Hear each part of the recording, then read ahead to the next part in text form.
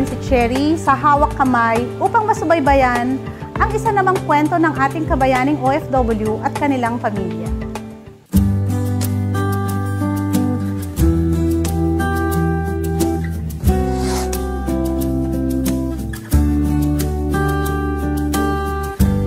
Malugod na pagbati sa lahat ng mga overseas Filipinos at kanilang pamilya.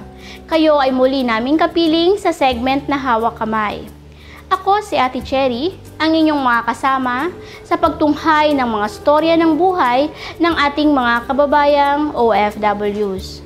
Ngayong araw, sama-sama nating tunghayan ang liham ng asawa ng isang seaman from Tarlac City. Narito ang kanyang liham.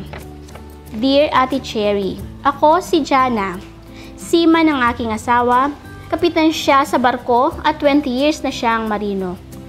Mayroon kaming 2 anak, isang grade 5 at grade 6. Lumaki silang sunod ang layaw, pero napapansin ko, wala silang concern sa ibang tao at walang pakialam sa paligid nila. Kahit sa pag-aaral, laging huli kung mag-submit ng mga projects, lalo na ang bunso. Masyadong magastos at hindi pa man tapos ang linggo, ay ubos na ang allowance. Paano ko ba matuturuan na maging responsable ang aking mga anak? Ayokong lumaki silang walang alam at hindi marunong sa buhay. Salamat sa iyong liham, Jana. Jana, bigyan mo sila ng role sa pamilya and let them know that their contribution helps the family. Simulan mo sa pagbibigay ng age-appropriate chores sa mga anak mo. Halimbawa, ang simpleng pagpupunas ng mesa, pagpapakain sa alagang hayop, at pagwawalis ng sahig. Maaaring isulat ang division of labor sa chart at ipaskill ito. Kapag nasa bakasyon naman ang mister mo, dapat ay kasali din siya sa tasking ng pamilya. Tulungan silang maging organized sa schoolwork.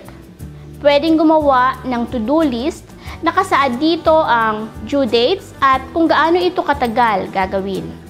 Maaari magkaroon kayo ng rule on homework first, TV after.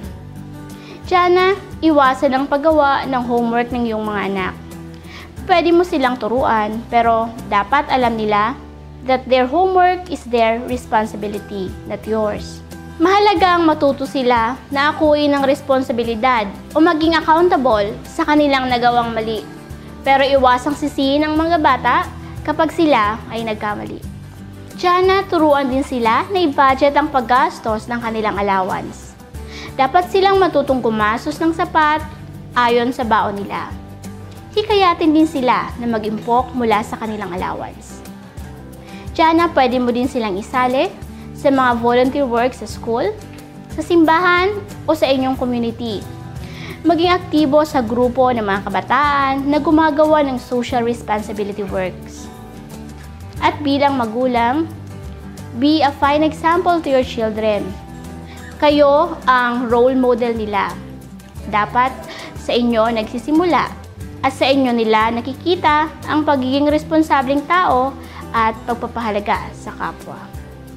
Jana, sana ay nakatulong ang Pinoy Wise sa iyo. Hangad ko na lumaking maayos at responsable ang iyong mga anak. At bago tayo magtapos sa ating segment ngayon, gusto kong batiin ng mapagpala at masayang Pasko ang lahat ng ating mga kababayang OFWs saan mang panig ng mundo. At sa lahat po ng gustong lumiham sa amin, sumulat lamang sa aming tanggapan dito sa Atikha Incorporated, Main Avenue, Green Valley Subdivision, Barangay San Francisco, San Pablo City, Laguna, o mag-email sa atikha@atikha.org. Maraming salamat sa lahat ng nanonood. Ako si Ate Cherry at ito ang Hawak Kamay. Hanggang sa muling pagsasama-sama dito lang sa Pinoy Wise OFTV.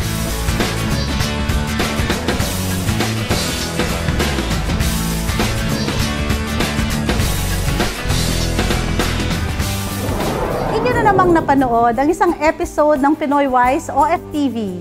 Sana ay nakapagbigay kami ng makabuluhang impormasyon at kaalaman sa inyo. Subaybayan ninyo ang ikalawang bahagi ng ating episode ngayon, ang Paskong Atikha, Pasko para sa Kapwa sa susunod na Biyernes. Muli, ako si May Dizon Año Nuevo na bumabati ng maligayang Pasko at manigong bagong taon. Kung gusto mong maging wise sa pamamahala ng pera at maging wise sa pangangalaga ng pamilya, tutok lamang dito sa Pinoy Wise OFTV. Mula sa pamilya ng Pinoy Wise OFTV at adikha, maligayang Pasko at manigong bagong taon!